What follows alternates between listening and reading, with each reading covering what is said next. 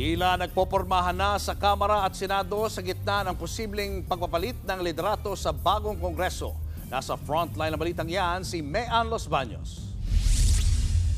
20th Congress, bagong Kongreso, bagong liderato, magpupulong ang Duterte Bloc ng Senado para pag-usapan kung kailangan pang magpalit ng Senate President at kung sinong iboboto nila. Ayon kay Senador Bato de la Rosa, hindi pwedeng ismulin ang Duterte Bloc. Bukod kasi kay Bato, nariyan sina Bongo, Robin Padilla, Rodante Marcoleta at Amy Marcos. Kamakailan lang, sinabi ni incoming Senator Tito Soto na meron ng ilang kumakausap sa kanya para maging Senate President ulit. Pero sabi ngayon ni Bato, baka hindi lang Escudero versus Soto ang naglalaban. Binanggit niya ang pangalan ni Senator Alan Peter Cayetano at Senator Mig Zubiri.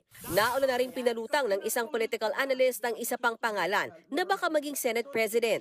And the newest name being bantered around is Congressman Marcoleta.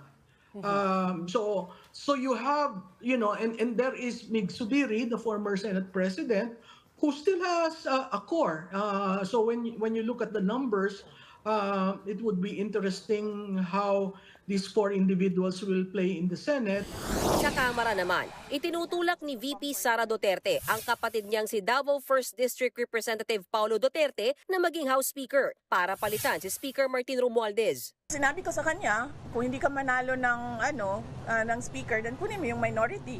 But wala pa siyang sagot. Tiniyak naman ni Ako Bicol Party List Representative Alfredo Garbin na nananatili ang suporta ng major party list groups kay Romualdez. Katunayan, may manifesto of support ng pinirmahan ang 240 na mambabatas. Sa pagbabalik sesyon sa Hulyo, magkakaalaman kung magkakaroon ba ng pagbabago sa liderato ng Kamara at Senado. Nagbabalita mula sa Frontline, Mean Los Baños, News 5. Mga kapatid, Julius Babaw po. Iba na ang may alam at may pakialam sa panahon ngayon.